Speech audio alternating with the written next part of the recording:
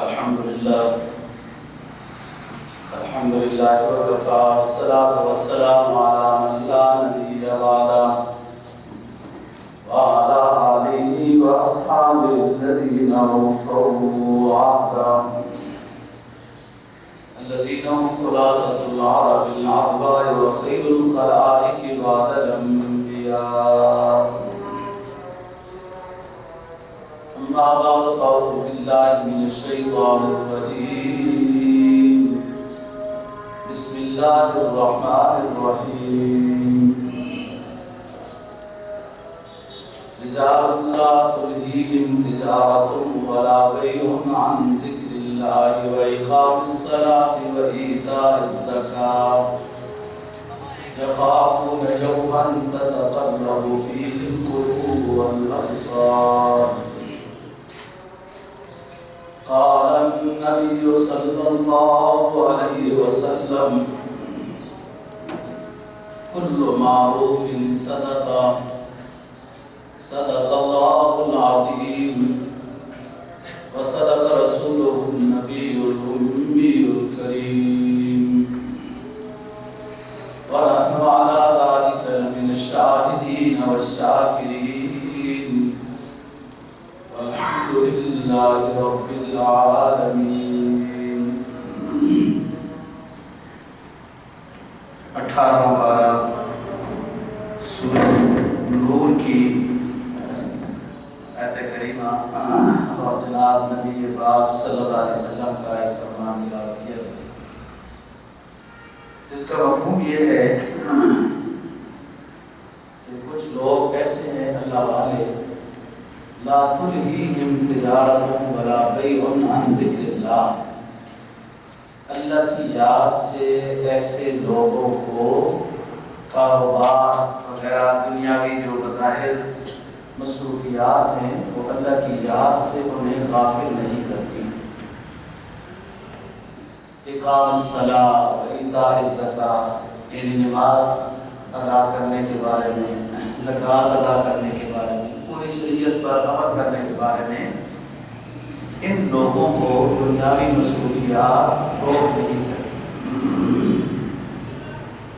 یخافون یوما تتقلب فیہ القلوب والابصار، یہ نیک لوگ اس دن سے ڈرتے ہیں جس دن میں بہت پریشانی ہوگی، دل دھڑک رہے ہوں گے، نگاہیں کھلی رہ جائیں گی۔ لیجزیہم اللہ احسن ما عملوا ویزیدہم من فضلہ، اللہ پاک ان کو خوب اچھے انعامات دے گا، ویزیدہم من فضلہ، اور اپنا فضل بھی مزید عطا کرے گا۔ اللہ یرزق من یشاء بغیر حساب۔ انہی آیت کے شروع میں فرمایا فی بیوت اذن اللہ ان ترفع ویذکر فیہا اسمہ یسبح لہ فیہا بالغدو والآصال، کہ مساجد میں لوگ اللہ کا ذکر و اذکار کرتے ہیں، بلند کرتے ہیں، مساجد کو مراد تعظیم کرتے ہیں، اور صبح و شام اللہ کو یاد کرتے ہیں۔ علماء نے اس میں نماز کی فضیلت کی ذکر کی ہے کہ صبح و شام کے ساتھ ہی نمازوں کا بھی تعلق ہے۔ جناب نبی پاک صلی اللہ علیہ وسلم کا جو فرمان تلاوت کیا ہے اس کو امام مسلم نے روایت کیا، آپ نے فرمایا کل معروف صدقہ، ہر اچھی بات صدقہ ہے، نیکی ہے، ثواب ہے۔ جب نیت ثواب کا ہو تو ہر اچھی بات ثواب ہے۔ کسی کو راستہ بتا دیا، کسی کو کلمہ خیر کہہ دیا، السلام علیکم کہہ دیا، خیریت پوچھ لی، جس بات کو شریعت مکروہ، حرام، گناہ نہیں کہتی وہ معروف ہے، تو ہر اچھی بات یہ صدقہ ہے۔ تو لہذا کسی کو نماز کی ترغیب دے دینا، گناہ سے بچنے کی بات کرنا، یہ تو بہت اونچا صدقہ ہے۔ فی بیوت اذن اللہ ان ترفع ویذکر فیہا اسمہ، حدیث میں جناب نبی پاک صلی اللہ علیہ وسلم کا فرمان ہے جو لوگ نماز کے پابند ہیں ان کی فضیلت کے بارے میں، جس کو یہاں اس آیت میں فرمایا فی بیوت اذن اللہ ان ترفع، یہ مساجد اللہ کے جو گھر ہیں ان کی عظمت کرتے ہیں لوگ. عظمت مراد ان کو صاف ستھرا کرنا ہے، عبادات بجا لانی ہے.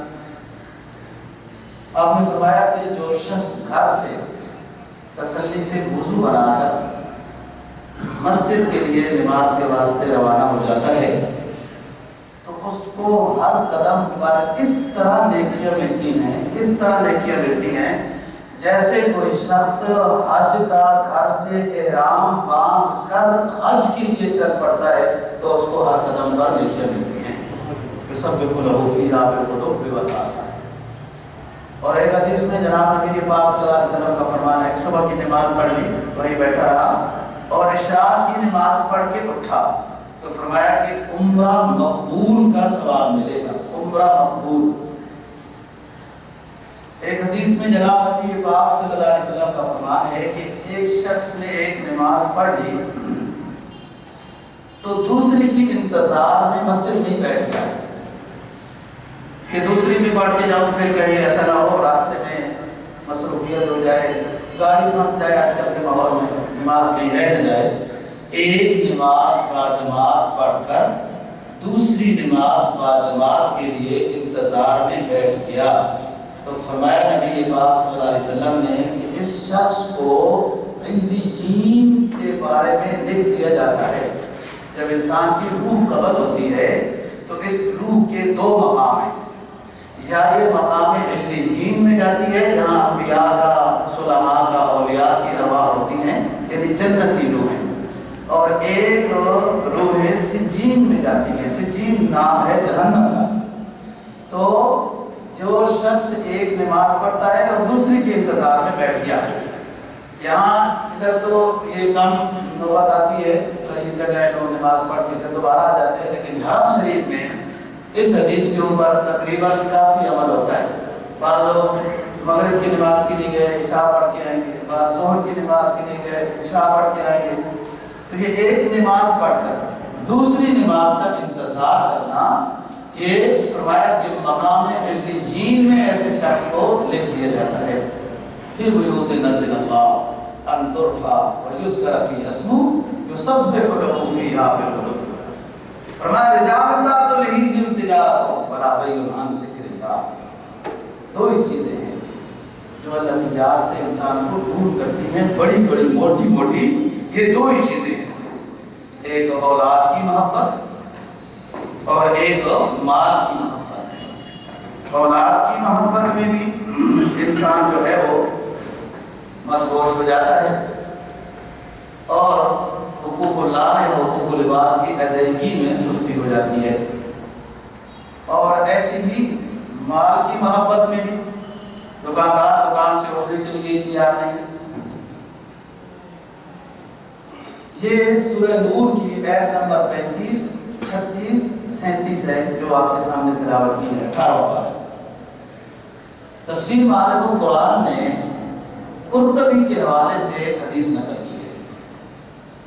فرمایا کہ زمانہ رسالت میں سب صحابہ ہی اونچے تھے لیکن دو صحابہ کا عظیم واقعہ ملتا ہے، بہت نیکی کے درجے میں بہت اعلیٰ درجے کا واقعہ ہے. دو صحابہ کا زمانہ رسالت میں دونوں لوہار تھے. ایک لوہے کا سامان بیچتا تھا اور ایک بناتا تھا. تلوار جیسے داتری جیسے ضرورت ہوتی ہے لوہے کے سامان کی. اور دونوں بڑے اللہ والے تھے کہ ایک شخص اگر ترازو میں کوئی چیز تول رہا ہوتا تھا کہ اذان کی آواز شروع ہو گئی تو اسی جگہ میں ترازو چھوڑ دیتا تھا اور اس کو کہتا تھا نماز کے بعد. حالانکہ نماز اذان کے اور نماز کے درمیان تھوڑا سا وقت بھی ہوتا ہے، جیسے ہمیں شیطان سمجھا دیتے ہیں نا کہ ہو جائے گا یہ جلدی سے نپٹا دیتے ہیں.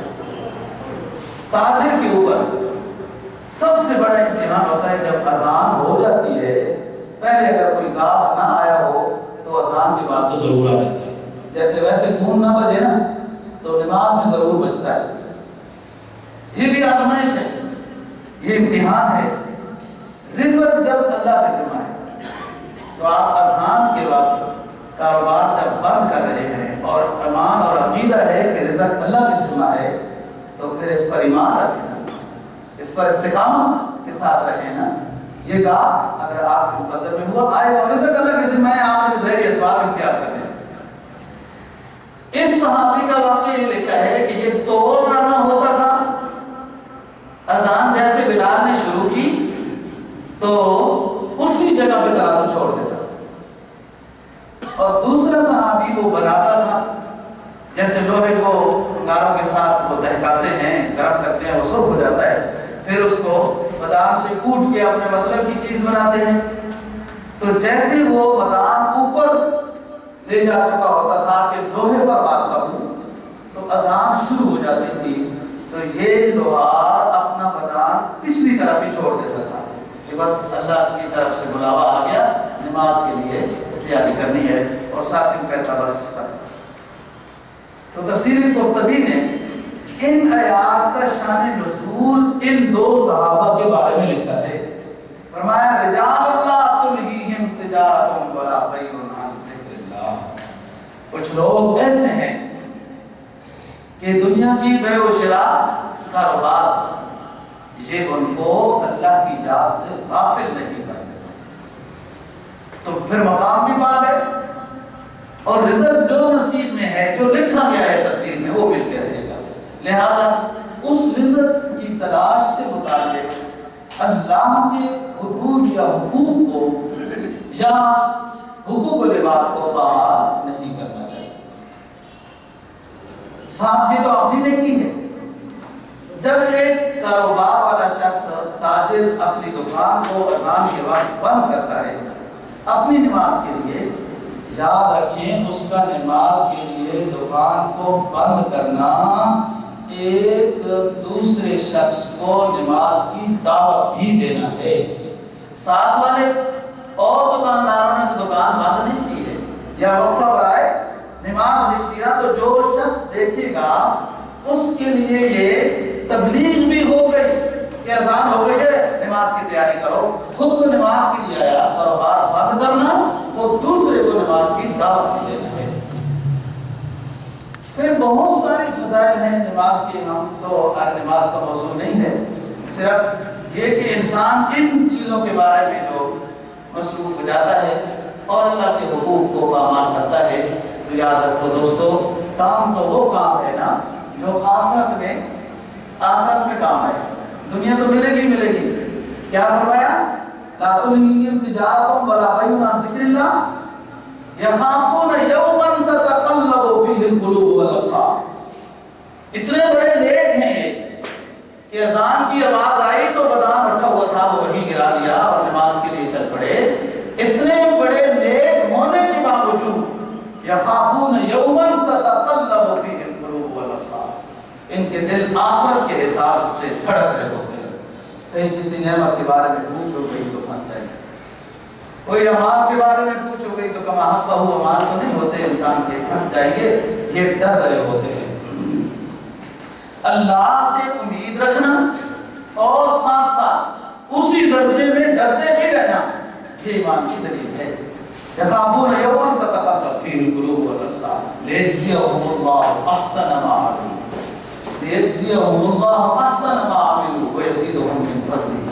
جو لوگ حقوق اللہ اور حقوق العباد کا خیال رکھتے ہیں، اللہ فرماتے ہیں ہم ان کو خوب بدلہ دیں گے، احسن ما عملوا، ان کے عمل سے کہیں زیادہ خوبصورت ان کو نوازیں گے۔ اتنا عمل، ان کا عمل اتنا اعلیٰ نہیں، ہم ان کو نوازیں گے بہت اعلیٰ نعمتوں سے۔ وَيَزِيدُهُم مِّن فَضْلِهِ، اور اپنے فضل سے خوب نوازیں گے۔ ایک اور مقام میں فرمایا وَيَزِيدُهُم مِّن وَزِيَادَةٍ کی تفسیر لِلَّذِينَ أَحْسَنُوا الْحُسْنَى وَزِيَادَةٍ، قرآن مجید کی ہے۔ زیادہ کی تفسیر میں یہ فرمایا ہے کہ سب نعمتیں جنتیوں کو مل جائیں گی، وزیادہ، اور زیادہ بھی ملے گا۔ صحابی نے پوچھا حضور اور زیادہ کیا ہے؟ جنت تو مل گئی، اور زیادہ کیا ہے؟ تو فرمایا اللہ کا دیدار ہے، یہ ہے وزیادہ۔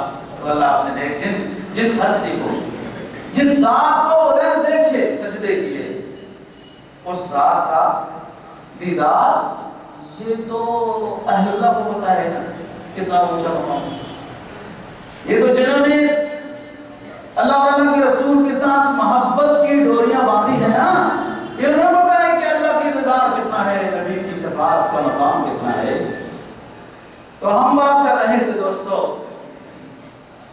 علامہ جلال الدین رومی رحمہ اللہ تعالی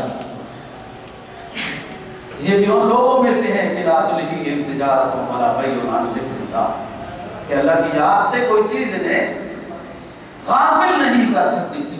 اور یہی ایمان کی کوالٹی ہے کہ دونوں چیزوں کو لے کے چلے. ایک شخص اگر تجارت کرتا ہے، نیت میں نمبرانہ سنت ہے، رزق حلال کمانا ہے، نماز کو پابند ادا کرتا ہے، تو تجارت کرنا بھی ثواب ہے، پیغمبرانہ سنت ہے، بہت فضیلت ہے. نہ دنیا پرستی نہ رہبانیت ہے یہ شریعت، نہ دنیا پرستی نہ رہبانیت ہے، شریعت بداماں کی روحانیت ہے. یہ شریعت دنیا پرستی کے بھی مخالف ہے لیکن رہبانیت کو بھی پسند نہیں کرتی. آپ ایک بظاہر دنیاوی کام کرنے کے لیے جا رہے ہیں لیکن نیت آپ اس کی سنت کے مطابق کام کرنے کی جب نیت کر لیں گے، بظاہر وہ دنیاوی کام ہوگا، اس پر بھی ثواب ملے گا. جیسے تجارت ہے، کاروبار ہے، اور چیزیں ہیں. علامہ جلال الدین رومی کے پیروکاروں کو آج بھی دو لفظوں کے ساتھ یاد کیا جاتا ہے، ایک جلالیہ اور دوسرا جو ہے مولویہ. کہ مولا روم جو لقب ان کو شمس تبریز کی خدمت میں ملا تھا، تو مولویہ کے نام سے ان کے پیروکار شام میں، ترکی میں اور مصر میں، ایران میں آپ بھی موجود ہیں. مولانا سن 604 ہجری میں دنیا میں آئے اور 672 ہجری میں پورنیا میں دنیا سے تشریف لے گئے. لیکن بعد کی حکومتوں نے بھی اپنی عقیدت و احترام اور اپنی محبت کا اظہار اپنی نوعیت کے ساتھ کیا.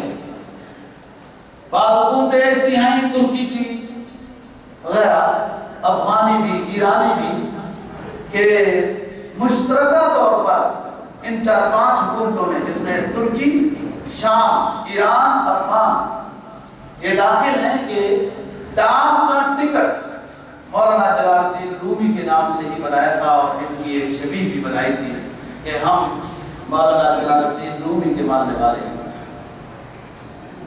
ترکی کی محبت مولانا کے ساتھ اس وقت کی تھی کہ جب ان کے اپنے رشتہ دار خوارزم شاہ نے کچھ اچھا برتاؤ نہیں کیا تھا، تو علاؤالدین کے قباد ایک بادشاہ ہے رومیوں کا، علاؤالدین کے بعد یہ سلطنت روم تھی اس وقت. اس بادشاہ نے مولانا کو دعوت دی تھی کہ ہمارے پاس آ جائیں. ان کے والد صاحب کو تو پوریا میں آ گئے تھے. رومی حکومت نے اس حد تک عقیدت کا، ترکی حکومت نے، پھر یہ بات ترک میں ہو گیا، اس حد تک عقیدت کا اظہار کیا کہ اپنے 5000 کے نوٹ کے اوپر بھی مولانا جلال الدین رومی کی شبیہ لگائی ہے کہ ہم مولانا کے ماننے والے ہیں. بہرحال اس وقت کے بادشاہوں نے بھی عقیدت و احترام کا اظہار مولانا کے ساتھ کیا ہے، لیکن ترکیوں نے بہت زیادہ کیا، اور اس حد تک کہ 1927 سے پہلے تک مولانا جلال الدین رومی، جن کا مقبرہ پورنیا میں ہے، کہ اذن عام نہیں تھا مزار کے اوپر جانا، اندر قبر کے قریب جانا اذن عام نہیں تھا. خواص لوگ جو نورانیت، معرفت، تصوف کو سمجھتے ہیں، جن کا دل کسی حد تک بیدار ہے، انہیں اجازت دی جاتی تھی اور وہاں جو لوگ جانشین بیٹھے تھے وہ فیصلہ کرتے تھے کہ آپ جا سکتے ہیں. ایک ترکی حکومت جو 1927 میں برسر اقتدار آئی، تو انہوں نے پھر کچھ اس انداز کا وہ مزار اور خاندان بنائی کہ اذن عام کر دیا کہ سارے لوگ مولانا جلال الدین رومی کی قبر کے اوپر فاتحہ پڑھنے کے لیے، دعا کرنے کے لیے جا سکتے ہیں. اللہ تعالیٰ نے ان کو بہت خصوصی انعامات سے نوازا ہے. علماء نے لکھا ہے کہ 3 کتابیں اسلامی ایسی ہیں کہ جن کو جتنی مرتبہ پڑھیں ہر مرتبہ پڑھنے سے نئے نئے محسوس ہوں گے۔ ایک قرآن مجید کتاب ہے، دوسری بخاری شریف کتاب ہے، اور تیسری مثنوی شریف ہے جو مولانا جلال الدین رومی کی کتاب ہے، اور یہ 25 جلدوں میں ہے۔ ان کے ایک مرید تھے حسام الدین، وہ بار بار مولانا سے یعنی اپنے استاد سے درخواست کرتے تھے کہ آپ کا بیان بہت اچھا ہوتا ہے، اسے لکھا جائے، اسے لکھا جائے۔ تو پھر اس کے بعد مولانا نے اس کو لکھنا بھی شروع کیا ہے۔ ویسے مشہور کتابیں آپ کی 3 ہیں۔ ایک کتاب کا نام ہے فیہ ما فیہ، اس میں ہے جو کچھ اس میں ہے۔ ایک کتاب ہے جو 1000 اشعار کے اوپر مشتمل ہے، جس میں انہوں نے محبت کی، اللہ کی محبت کی دعوت دی، اور اپنے شیخ کا اس میں بہت ذکر کیا ہے، شمس تبریز کا۔ تیسری کتاب ہے جو مشہور ہے، جس کو مثنوی شریف، مثنوی واحد ثانی ثالث رابع خامس، عربی جانتے ہو، جاننے کا شوق بھی رکھتے ہو، تو یہ مثنوی ثانی سے گزرتا ہے، ثانی پہلا دوسرا، یعنی مولانا نے ہر شعر کو وہ مثنوی شکل میں بیان کیا ہے، 2 شعر، اور اپنا موقف بیان کر دیا، 2 شعر میں اپنا موقف بیان کر دیا۔ اس وجہ سے اس کتاب کا نام مثنوی پڑ گیا۔ پرانے بڑے بڑے علماء مثنوی شریف کا درس اپنے خاص ساتھیوں میں عصر کے بعد 1-2 صفحے، عصر کے بعد 1-2 صفحوں کا درس دیا کرتے تھے، اور عجیب انداز ہے سمجھانے کا۔ میں آپ کے سامنے 1-2 باتیں ان کی رکھوں گا، کس انداز میں سمجھاتے ہیں وہ۔ یہ 6 ابواب پر مشتمل کتاب ہے مثنوی شریف، جو 25 جلدوں میں ہے۔ مولانا جلال الدین رومی نے 5 ابواب لکھ دیے، اور چھٹا شروع کر کے اس میں یہ لکھا کہ ای گفتہ باقی ای گفتہ آب دے زبان، باقی ای گفتہ آب دے زبان، درد دل ہر کس کے دارد نور جان، درد دل ہر کس کے دارد نور جان۔ یہ چھٹا باب جو میں نے شروع کیا ہے، قیامت سے پہلے ایک زمانہ آئے گا، کوئی ایسا بندہ پیدا ہوگا جس کو اللہ جلال الدین رومی جیسے نور معرفت عطا کرے گا، اور پھر میری اس کتاب کا جو ایک باب چھٹا رہ گیا ہے اس کو یہ پورا کرے گا۔ یہ امت مسلمہ پر جلال الدین رومی نے ایک امتحان چھوڑ دیا، اسی طرز میں کتاب، اسی طرح سمجھانے کا جو ان کا انداز ہے، اسی ادب کے لحاظ رکھتے ہوئے، اس قافیے کا لحاظ رکھتے ہوئے، اس ترتیب پر جو لکھے گا، جس کو اللہ نور معرفت کی جھلک ایسی عطا کرے گا جیسے اللہ نے جلال الدین رومی کو عطا کی ہے۔ یہ بہت بڑا امتحان تھا، اور ایسے امتحان امت مسلمہ کے اوپر بہت سارے علماء نے چھوڑے ہیں دوستوں۔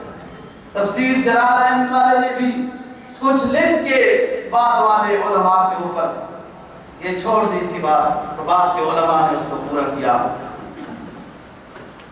فتح الملہم کی فتح الملہم مسلم شریف کی شرح ہے، جو شیخ الاسلام علامہ شبیر احمد عثمانی رحمہ اللہ تعالی نے لکھی اور چھوڑ دی، اور لکھ دیا کہ اس کی بقیہ امت مسلمہ کے علماء کے اوپر یہ قرض ہے، اس کو پورا کریں۔ یہ مولانا شیخ الاسلام مولانا شبیر احمد عثمانی، یہ اس مرد درویش بحر بے قرار عالم کا نام ہے کہ جس نے پاکستان بننے کے وقت پاکستان کا جھنڈا لہرایا تھا، اور جو کراچی ایک جامع اسلامیہ کے اندر جن کی قبر ہے، اس کو پورا کیا۔ اور ساتھ دقت کہ مجھے اس کتاب کے لکھنے کی وجہ سے علماء زمانہ نے شیخ الاسلام کا لقب دیا ہے، جو مسلم شریف کی شرح پوری کرے گا، جو میں نے آدھی چھوڑ دی ہے، تو یہی میرا لقب وہ حاصل کر لے گا، شیخ الاسلام۔ تو پھر ہمارے استاد محترم شیخ الاسلام مفتی محمد تقی عثمانی صاحب مدث العمر نے اس مسلم شریف کی شرح لکھی جو شیخ الاسلام کی گویا کہ نامکمل شرح تھی، جنہوں نے مکمل کیا۔ پھر ایک علماء کا بہت بڑا ایک جلسہ ہوا، اجتماع ہوا، جس میں وہی لقب جیسے انہوں نے لکھا تھا محمد تقی عثمانی کو شیخ الاسلام کا لقب دیا گیا۔ تو بات یہ ہے کہ مولانا جلال الدین ایسی مثالیں بہت ہیں۔ اگر آپ اسلامی لائبریری کے سیر کرنے والے بنو گے تو ایسی تفسیریں، ایسی حدیث کی شرحیں، ایسی تاریخ کی کتابیں، سیرت کی کتابیں بہت ہیں کہ جو آدھی لکھ کر بقیہ آدھی دوسرے علماء کے اوپر قرض علماء چھوڑ دیتے ہیں۔ تو مولانا جلال الدین رومی نے کتاب لکھ کے چھٹا کام چھوڑ دیا کہ یہ کون پورا کرے گا جس کو میری طرح کی معرفت نصیب ہوگی۔ یہ 700 ہجری کے بزرگ ہیں علامہ جلال الدین رومی، 672 ہجری میں دنیا سے رخصت ہوئے۔ 12ویں صدی ہجری میں اللہ نے کاندیلوی ایک شخص پیدا کیا جس کو تاریخ اسلام مفتی الہی بخش کاندیلوی کے نام سے یاد کر دیا۔ مفتی الہی بخش کاندیلوی، یہ کاندیلوی ہندوستان کا کوئی غیر معمولی شہر کا نام ہے کہ جس میں مسلمانوں کی کثرت ہونے کے ساتھ ساتھ ایک ایک عالم مجدد اسلام پیدا ہوا ہے۔ یہ کاندیلوی ہیں شیخ الاسلام زکریا، یہ کاندیلوی ہیں سب۔ تو کاندیلوی مفتی الہی بخش کاندیلوی نے 800 900 1000 1100 1200 500 سال کے بعد علامہ رومی کے قرضے کو ادا کیا۔ اور یہ علماء دیوبند کے استادوں میں سے مفتی الہی بخش کاندیلوی۔ میں ایک بات کہنا چاہتا ہوں کہ علامہ جلال الدین رومی کے ماننے والے پوری دنیا میں ہیں۔ مسلم ہونے کی حیثیت سے تو سارے ماننے والے ہیں، غیر مسلم بھی جلال الدین رومی، شیخ سعدی، شیخ عطار ان حضرات کی کتابوں سے استفادہ کرتے ہیں۔ مسلمان نہیں بھی ہوئے تب بھی ان کی نصیحتوں سے، ان کے سبق آموز واقعات سے لوگ عبرت حاصل کرتے ہیں۔ لیکن سب تصوف کا دعویٰ کرتے ہیں، اہل اللہ کا دعویٰ کرتے ہیں، معرفت کا دعویٰ کرتے ہیں، ولایت کا دعویٰ کرتے ہیں، لیکن اللہ نے جلال الدین رومی کی کتاب کی تکمیل علماء دیوبند کے استادوں کے حوالے کی۔ یہ دنیا کہتی ہے یہ وہابی لوگ ہیں، یہ تصوف کو نہیں مانتے، یہ پیروں کو نہیں۔ کیوں نہیں مانتے پیروں کو؟ بھائی پیروں کو پیر مانتے ہیں، پیروں کو خدا نہیں مانتے۔ پیروں کو پیر مانتے ہیں، پیروں کو مشکل کشا نہیں مانتے۔ پیروں کو پیر مانتے ہیں، پیروں کو حاضر ناظر نہیں مانتے۔ یہ تو اللہ کی صفات ہے نا، لیکن پیر کا مطلب کیا ہوتا ہے؟ اس سے سبق لینا، اس نے کس طریقے سے ریاضت کی ہے اس ریاضت میں آنا، کیسا مجاہدہ تھا ان کا اس مجاہدے میں آنا، کیسے ان کے اسباب تھے۔ تو مولانا مفتی الہی بخش نے یہ قرضہ اتارا علامہ جلال الدین رومی کا۔ میں یہ کہہ رہا ہوں کہ مولانا کی نصیحت کا عجیب انداز ہے۔ مثلا واقعہ لکھتے ہیں کہ حضرت انس بن مالک رضی اللہ تعالیٰ عنہ، یہ خادم خاص ہے رسول اللہ صلی اللہ علیہ وسلم کے، جن کے لیے آپ نے دعا کی تھی اللہ اس کو مال بھی خوب دے، اولاد بھی خوب دے، عمر بھی لمبی کر۔ سب صحابہ کرام رضی اللہ تعالیٰ عنہ لمبی عمر والے ہیں اور خود کہتے تھے مجھے میرے آقا کی دعا ہے۔ پوتوں کو نہیں پہچانتے تھے، بیٹے جب ملنے آتے تو کیوں بتاتے تھے، کہتے ہیں پوتے 100 کے لگ بھگ خود میں نے دیکھے۔ دنیا کے باغ سال میں 1 مرتبہ پھل دیتے تھے۔ انس بن مالک رضی اللہ تعالیٰ پھل باغ سال میں 2 مرتبہ پھل دیتے تھے اور ساتھ کہتے تھے مجھے میرے حبیب کی دعا ہے، مجھے میرے آقا کی دعا ہے۔ سنت کی اتباع میں دوستو صرف آخرت نہیں ملتی، سنت کی اتباع میں صرف آخرت نہیں ملتی، اللہ دنیا بھی عطا کر دیتا ہے، نیت آخرت کی ہونی چاہیے۔ یہ وہ صحابہ ہیں جو گٹھلیاں کھا کر غزوہ تبوک میں گزارا کرنے والے تھے، لیکن ایک زمانہ آیا کہ یہی صحابہ پھر اس اسلامی ایشیا خطے کے بادشاہ بن گئے، امیر المؤمنین بن گئے۔ صرف دنیا ان کی بات نہیں مانتی تھی دوستو، جنگل کے درندے بھی مانتے تھے۔ یہ کیا تھا؟ یہ اتباع شریعت تھی، اتباع شریعت میں مقام اونچا ملتا ہے، اور کوئی چیز ایسی نہیں جس میں اتنا اونچا مقام ملے کہ غیر مکلف مخلوق بھی آپ کا احترام کریں اور صدیاں گزر جائیں، منو مٹی کے ڈھیر کے نیچے ہوں، صدیاں گزر جائیں اور بعد والے لوگ دعاؤں میں یاد رکھتے رہیں، یہ مقام صرف اتباع شریعت میں ملتا ہے۔ علامہ لکھتے ہیں کہ انس بن مالک رضی اللہ تعالیٰ عنہ، جن کو میں نے تعارف کرایا، دعوت کی صحابہ اکرام اپنے ساتھیوں، ہو گئے اٹھے سارے میں آنبت ہوئے، دعا ہو گئی۔ حضرت انس نے دسترخوان کو لپیٹا جس میں داغ شاگ بھی لگ گئے، کچھ چیز گر بھی جاتی ہے، تندور میں آگ جل رہی تھی اور یہ کپڑے کا دسترخوان تھا۔ اس دسترخوان کو تندور میں ڈال اور اس میں جلنے کی بو آنے لگ گئی، جیسے سالن والی چیز آگ میں ڈالیں تو ایک بو اور یوں اور سڑنے کی بو۔ صحابہ کرام جو ساتھی تھے دعوت میں مدعو، وہ بیٹھے ہیں حیران کہ یہ کیا طریقہ ہے، ہم نے تو پہلی دفعہ دیکھا ہے کہ یہ لوگ دسترخوان کو بھی جلا دیتے ہیں۔ یہ دنیا میں ایک سعودی حکومت ہے آج کل، اتنے شہنشاہ ہیں، اتنے مالدار ہیں کہ آپ اتنا مہنگا اور اچھا دسترخوان ہوتا ہے، جن حضرات کو اللہ نے حرمین کی زیارت نصیب کرائی وہ ایسے ہی لپیٹتے لپیٹتے لپیٹتے دسترخوان سمیت بس ڈبے میں ڈال دیتے ہیں، اور وہ دسترخوان کئی دفعہ استعمال ہو سکتا ہے۔ بارہا بادشاہوں کے انداز نرالے ہوتے ہیں۔ وہ صحابہ کرام رضی اللہ تعالیٰ عنہ پریشان، دسترخوان جلاتے کیوں؟ پھر ایک نے پوچھ لیا کہ حضرت اتنا اچھا دسترخوان تھا تو جل جائے گا؟ کہا نہیں، صبر کرو۔ تھوڑی دیر کے بعد وہ دھواں ختم ہوا اور دسترخوان صاف ستھرا بغیر جلا ہوا جیسے نیا ہوتا ہے۔ حضرت انس لے کے آگے، دیکھو دسترخوان یہ ہے، جلا تو نہیں، آپ تو کہہ رہے تھے جل جائے گا۔ ایک صحابی نے عرض کیا یہ کیا ماجرا ہے؟ یہ علامہ رومی واقعہ لکھ رہے ہیں، یہ کیا ماجرا ہے؟ آگ میں تو جو چیز ڈالی جائے وہ جل جاتی ہے۔ حضرت انس رضی اللہ تعالیٰ عنہ نے کہا یہ راز کی بات تھی، آپ لوگ اتنے پریشان ہو گئے ہو، لہذا آپ بتا دیتا ہوں۔ میں نبی پاک صلی اللہ علیہ وسلم کی خدمت میں 10 سال تھا،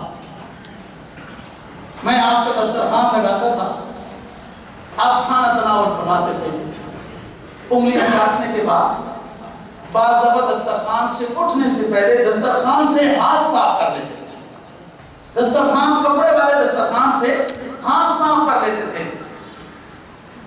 تو یہ دسترخوان پھر میں نے درخواست کی کہ ایک دسترخوان مجھے مل جائے، تو ایک دسترخوان مجھے آپ صلی اللہ علیہ وسلم نے عطا کیا۔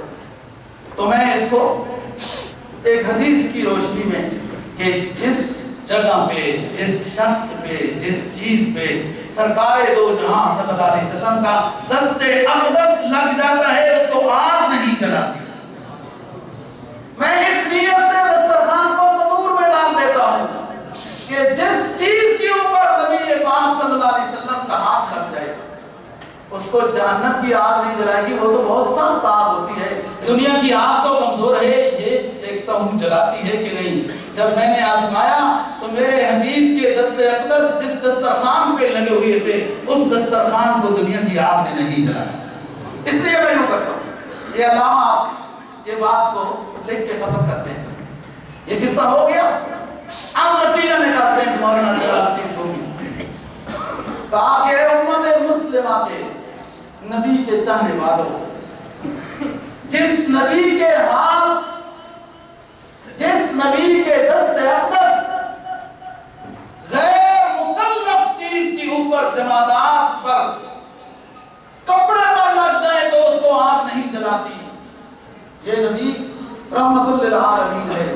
لیکن اصل تو جن و انس کے لیے یہ پیغمبر بنا کے بھیجے گئے ہیں۔ اگر تم نبی کی سنت کی پیروی میں آؤ گے، نبی کی سنت کی پیروی یہ بہت اونچا مقام ہے، نبی کی سنت کی اتباع میں آؤ گے تو جہنم کی آگ نہیں جلائے گی۔ یہ نتیجہ نکالتے ہیں، کہتے ہیں شاباش اے اس کی خوش سو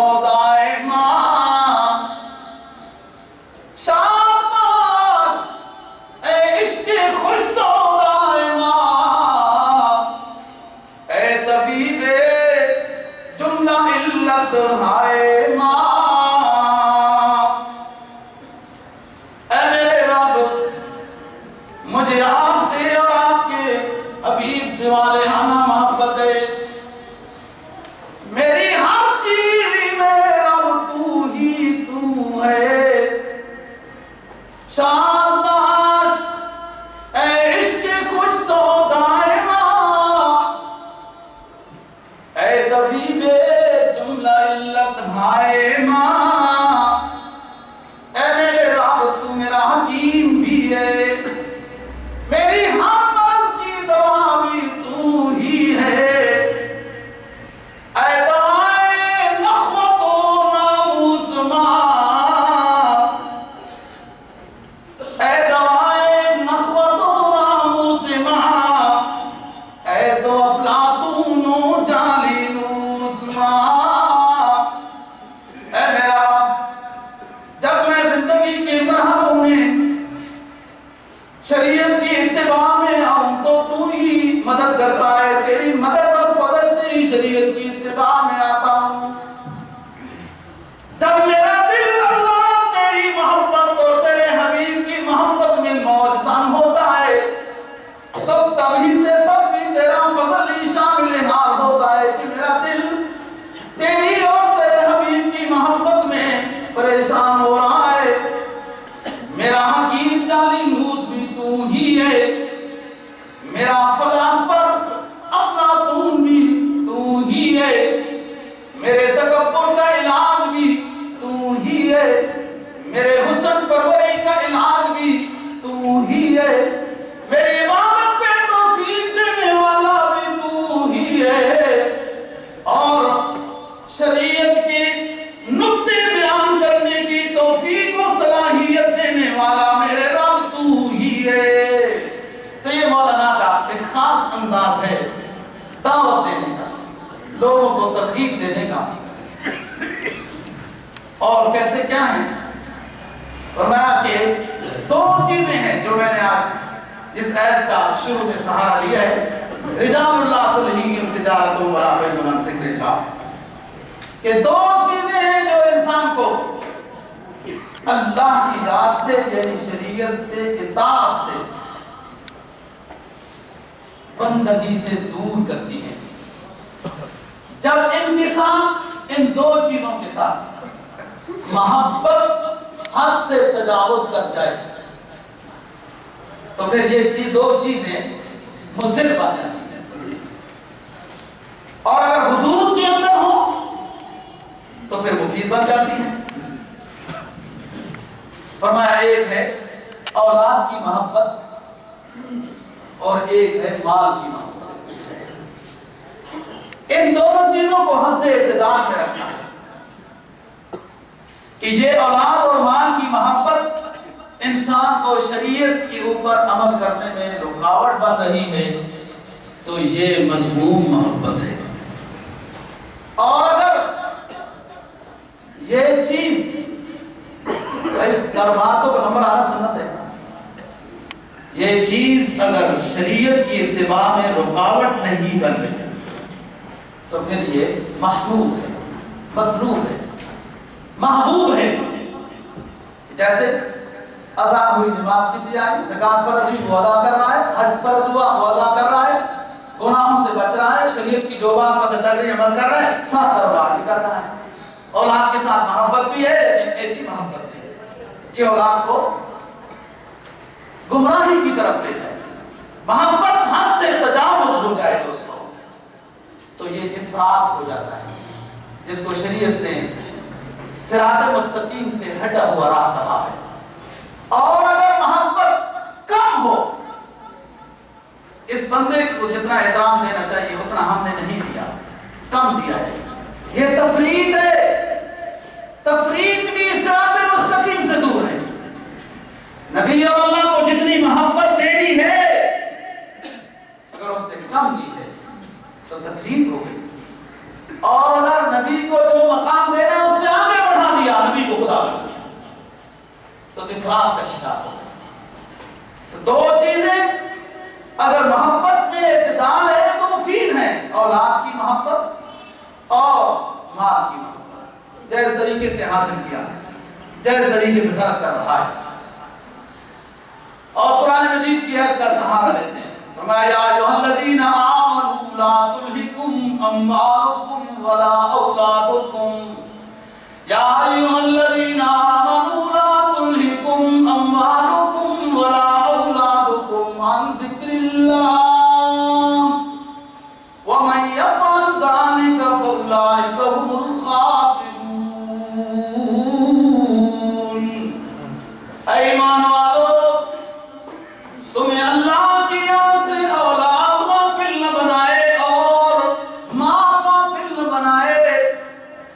اگر تمہارے کاروبار میں تمہارے مال و دولت دے تمہاری اولاد دے تمہیں اللہ کی یاد سے غافل بنا دیا تو سنو فَأُولَئِكَ هُمُ الْخَاسِرُونَ، تو یہی لوگ ہیں خسارے والے جنہوں نے اولاد کی پوجا کی، اولاد کو خادم نہیں، اولاد کو مخدوم بنایا، تربیت غلط کر کے ان کو گمراہ بنا دیا، اور مال بھی خادم ہے، کاروبار بھی خادم ہے، اس خادم مال اور کاروبار کو اس نے مخدوم بنایا اور اللہ کی یاد سے دور ہو گیا۔ فَأُولَئِكَ هُمُ الْخَاسِرُونَ، جس کو علامہ کہتے ہیں مال و دولت دنیا، یہ مال و دولت دنیا، یہ رشتہ و پیوند، یہ مال و دولت دنیا، یہ رشتہ و پیوند، بتانے وہم و گما، بتانے وہم و گما، لا الہ الا اللہ۔ یہ مال و دولت دنیا، یہ مال و دولت دنیا اور رشتہ داریوں کی یہ زنجیریں، اگر صراط مستقیم پہ یہ نہ ہو تو یہ بت ہیں، بت جنہوں نے تمہیں اللہ اور اللہ کی حبیب کی راہ سے دور کر دیا، یہ پھر بت ہیں جن کی تم پوجا کر رہے ہو۔ یہ مال و دولت دنیا، یہ رشتہ و پیوند، بتانے وہم گما، لا الہ الا اللہ۔ یہ دور اپنے براہین کی تلاش میں ہے، یہ دور اپنے براہین کی تلاش میں ہے، صنم کدا ہے جہاں، لا الہ الا اللہ، لا الہ الا اللہ۔ اور ہندوؤں کے گرجا خانوں میں، ہندوؤں کے گرجا خانوں میں، بت خانوں میں تو بت سجے ہیں، وہ پتھروں کے بتوں کی عبادت کرتے ہیں، اس لیے شریعت ان کو کافر کہتی ہے، مشرک کہتی ہے، جہنمی کہتی ہے۔ جب تک وہ توبہ کر کے اسلام کے دائرے میں داخل نہ ہو، شرک سے برات کا اعلان نہ کرے، نجات نہیں ملے گی۔ وہ بت پرست ہیں جنہوں نے اپنے گھروں میں، اپنے عبادت خانوں میں بت سجائے ہوئے ہیں، انہیں تو شریعت مشرک کہتی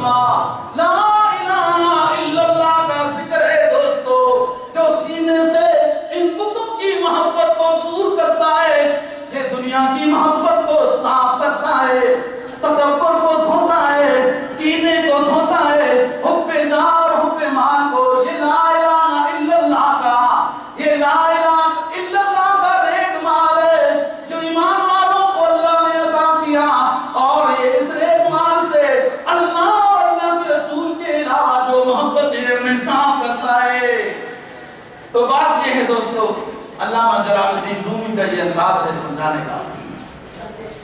ایک واقعہ لکھتے ہیں، سلطان محمود غزنوی اچھا حکمران گزرا ہے، اور اگر پوچھوں آپ کے مجمع سے کہ کہاں کا حکمران گزرا ہے تو اگلے ہفتے بھی بتا دیں گے۔ سلطان محمود غزنوی اسی پاک و ہند سرزمین کا بادشاہ گزرا ہے، جس کے بارے میں اقبال کہتا ہے نا، محمود و یاس ایک ہی سب میں کھڑے، محمود و یاس کوئی سلطان محمود غزنوی سن 400 ہجری کے لگ بھگ۔ پھر غوری آئے، پھر یوں آئے وغیرہ۔ بارہا مولانا جلال الدین رومی لکھتے ہیں کہ سلطان محمود غزنوی رحمہ اللہ تعالی رات کو چکر لگاتے تھے کسی شہر کا۔ دیکھو بادشاہ کی حکومت تو بہت بڑی ہوتی ہے، سب جگہوں میں حکمرانی تو اسی کی ہے، کوئی ہر کسی کو دیکھ رہا ہے۔ اللہ اس بادشاہ کی نیت کو دیکھنا چاہتا ہے، یہ بادشاہ اپنی ہمت کے مطابق کتنا کام کر رہا ہے، بس اللہ یہ دیکھنا چاہتا ہے۔ جتنی اس کی ہمت ہے اتنا یہ کر رہا ہے، تو پھر دیکھو بادشاہ کے اوپر انوار و برکات کیسے آتی ہیں، جتنی اس کی ہمت ہے۔ تو وہ ایک ایک شہر میں، جیسے امیر المومنین حضرت عمر فاروق رضی اللہ عنہ دیگر بادشاہ رات کو چکر لگاتے تھے، یہ چکر لگا رہے ہیں۔ رات کو ایک ٹولے کے پاس پہنچ گئے، سلطان محمود غزنوی، 4 بندوں کا ایک ٹولہ ہے جو بیٹھی ہوئی ہیں مشورہ کر رہے ہیں کچھ۔ مولانا جلال الدین رومی لکھتے ہیں کہ ان 4 میں سے ایک نے کہا، ہوئے تو کون؟ یہ جو 5واں آ گیا، 5واں تو سلطان محمود غزنوی ہے۔ تو کس نے کہا، تمہیں میں سے ایک میں ہی۔ اب جملہ ایسا ہے، دیکھیں نا، یہ جو اللہ والے لوگ ہوتے ہیں، بھلے بادشاہ ہوں یا کوئی نشین، جملہ کیسا بولا ہے اس میں جھوٹ نہیں ہے۔ تمہیں میں سے ایک، تم بھی انسان، ہم بھی انسان۔ وہ چور تھے، انہوں نے اپنے لحاظ سے سمجھا کہ یہ بھی چور ہے ہمارا ساتھی۔ بہرحال مشورہ ہوا کہ اعلیٰ قسم کی چوری کرنی ہے، اور یہ بڑے اونچے قسم کے چور تھے۔ سب نے کہا کہ اپنی اپنی خوبی بیان کرو، اپنی اپنی خوبی، ہر چور میں کیا کمال ہے۔ ایک نے کہا، میں کتے کی زبان سمجھتا ہوں، کتا جب بھونکتا ہے میں سمجھتا ہوں وہ کیا کہہ رہا ہے۔ دوسرے نے کہا، دیوار مٹی سونگ کر سمجھ جاتا ہوں اس میں خزانہ کتنا ہے، زیادہ ہے یا کم۔ تیسرے نے کہا کہ جتنی اونچی بلڈنگ ہو، کمند جب پھینکتی ہو۔ بات کہتا ہے نا، مجھے پیار ہے ان جوانوں سے جو ستاروں پہ اپنی کمند ڈالتے ہیں۔ کمند جانتے ہو کیا ہوتی ہے؟ یہ تو اب یہ شروع کا سبب ہے، وہ ایک چیز پھینکنی ہوتی ہے جب بازو میں طاقت ہو تو تب۔ تو مجھے پیار ان جوانوں سے جو ستاروں پہ اپنی کمند ڈالتے ہیں۔ یہ دنیا کے عوام کو چھوڑو، مجاہد کا وہ مقام ہوتا ہے، مجاہد اسلام کا وہ مقام ہوتا ہے۔ ویسے تھوڑے فرشتے اتر آتے ہیں، ہم تو ساری رات سارا دن دعاؤں میں لگے رہتے ہیں، ایک فرشتہ بھی نہیں اترتا۔ اور مجاہدین اسلام میدان جنگ میں جاتے ہیں تو اللہ ہزاروں میں فرشتے اتار دیتا ہے۔ وہ مجاہد کے ساتھ اللہ کی خاص محبت ہے۔ دنیا مجاہد کو دبانے کی فکر میں لگی ہوئی ہے۔ اور دوستو یہ دبنے والی چیز ہی نہیں ہے، یہ اللہ کی طرف سے ایک رکن ہے، اسلام کا جہاد ایک رکن ہے، یہ ہو کے رہتا ہے۔ بارہا تیسرے نے کہا کہ مٹی سون کے بتاتا ہوں، وہ کمان ڈالتا ہوں جتنی بھی اونچی جگہ ہو۔ چوتھے نے کہا کہ جس کو رات کی تاریکی میں دیکھ لیتا ہوں، پھر دن دہاڑے بھی اسے میں پہچان لیتا ہوں، میری نگاہوں میں اتنا کمال ہے۔ وہ جو 5واں آیا تھا اس سے پوچھا کہ آپ میں کیا کمال ہے؟ تو اس نے کہا کہ اگر کسی کو عدالت سزائے موت سنا دے، کسی کو عدالت سزائے موت سنا دے اور اس وقت میری داڑھی ہل جائے تو سزائے موت ان کی معاف ہو جاتی ہے۔ اللہ پھر یہاں کہتے ہیں، وہ لڑکے خوش ہوئے کہ سب میں ہنر کچھ نہ کچھ ہے، کمال ہنر تو ادھر ہے کہ پکڑے بھی گئے تو یہ بندہ ہمارے ساتھ ہوگا، اس کی داڑھی ہل جائے گی، نہیں لی تو ہلا دے گی اور وہ جان چھوٹ جائے گی۔ اللہ کہتا ہے قوم گفتندش के कुतबे मातुई कौम गुफ्तन नश के कुतबे मातुई रोजे मेहनत आखला से मातुई लामा जलालुद्दीन रूमी कहते हैं वो लड़के खुश हो गए, वो लड़के चोर खुश हो गए, कहने लगे हो कुतबे ज़माना तो तू ही है। एक वलीउल्लाह होता है, एक बिर गौस होता है, एक कुतुब होता है, एक अब्दाल होता है। सबसे ऊंचा दोस्तों विलायत का मकाम कुतुब है, कुतुब जिसके इर्द गिर्द अब्दाल फिरते हैं, गौस सबक लेते हैं, अल्लाह के वली उस कुतुब से सबक लेते हैं। वो कुतुब ऊंचा होता है, सबका उस्ताद होता है, और कुतुब सयाना भी वही होता है। फल्किया के निजाम को पढ़ लेना, दीगर सियारे उसके इर्द गिर्द चलते हैं। कौम चोर लड़के कहने लगे, कौम गुफ्तन दश कुतबे मातुई रोजे मेहनत हाखला से मातुई। अब तो कोई फिक्र नहीं है, हमारे दरमियान एक कुतुब मौजूद है, अगर कहीं फंस गए, पुलिस ने पकड़ लिया, अदालत में पेश हो गए, सजाए मौत हो गए, कोई फिक्र की बात नहीं है, हमारे पास कुतबे ज़माना मौजूद है। दाढ़ी इसकी हिली तो भी छूट जाएंगे, नहीं हिली तो दरख्वास्त कर लेंगे कि हिला दो, छूट जाएंगे। चोरी के लिए रवाना हो गए। मशवरा ये हुआ कि बादशाह के खजाने बैतुल माल को लूटना है।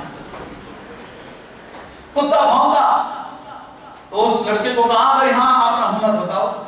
उसने कहा, यार कुत्ता तो अजीब बात कर रहा है, आप लोग मानोगे भी नहीं। कुत्ता कह रहा है कि इन पांचों में बादशाह सलामत भी साथ आ रहे हैं। तो वो कह रहे चल बेवकूफ, तू कुछ भी नहीं जानता। बादशाह इधर किधर, रात के 2 बजे हैं, बादशाह हमारे साथ है, वो अपना आराम कर रहे होंगे, अल्लाह अल्लाह कर फकीर आदमी है, उसके इधर क्या काम। बहरहाल उसकी बात नहीं। दूसरा जब करीब गया तो उसको कहा, हाँ यार ये खजाने बादशाह की कई सारे वो खजाने के कमरे हैं, बताओ। उसने बताया, कहा यही कमरा है जिसमें सोना और चांदी रखा हुआ है, बाकी इर्द गिर्द और सामान।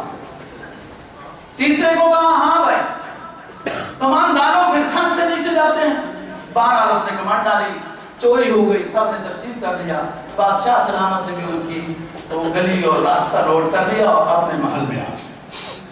वो हिस्सा तो ले लिया जो साथ मिला था। सुबह के वक्त अपनी पुलिस को हुक्म दिया, जाओ उनको पकड़ के ले आओ। पकड़ के लाए, कहा रात को चोरी की है तुमने, बैतुल माल की। वो कैसे इनकार कर सकते हैं, लेकिन बहरहाल कोई खास पहचाना हुआ नहीं है। जब बादशाह गोदरी के लिबास में होता है तो उसका सफर अर्श पे होता है। हाँ, गोदरी में तो फिर अर्श पे इंसान मुमकिन होता है। और शाही लिबास शाही ताज में था, गौर से देखते भी हैं। फिर रात की तारीकी भी थी।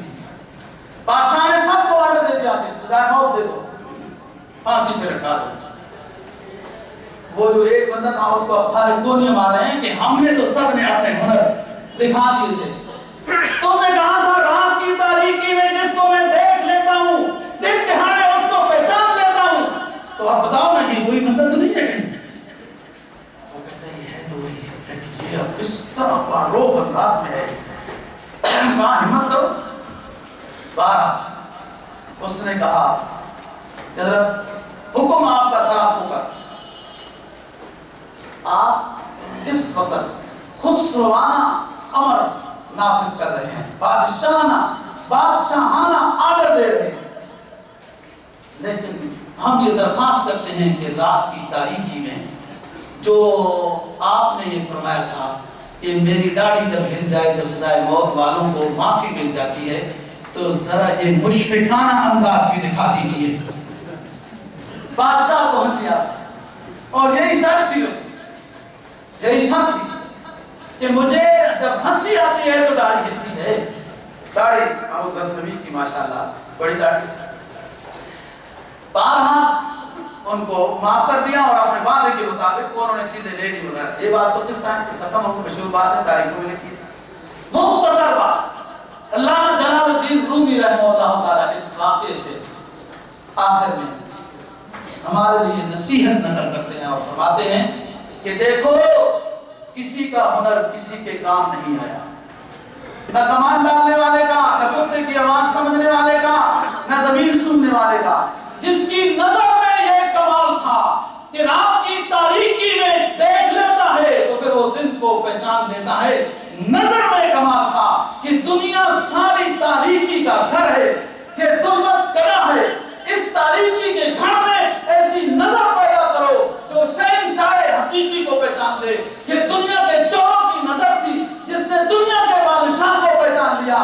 تو مومن ہو, اس ظلمت گڑا ہے دنیا, اور اس ظلمت گڑا دنیا میں ایسی نظر پیدا کرو جس نظر سے تم اپنے رب کو اور محمد عربی صلی اللہ علیہ وسلم کو پہچانو. تو یہ نظر جو شہنشاہ حقیقی کو پہچانو گے تو وہ میدان حشر میں تمہیں نجات دے مل جائے گی, کامیابی ہو جائے گی, مغفرت ہو جائے گی. تو بات یہ ہے دوستو, باقی بات انشاءاللہ اگلے جمعے پہ کریں گے. اللہ تعالیٰ نے لوگوں کی نقش قدم پر چلنے کی توفیق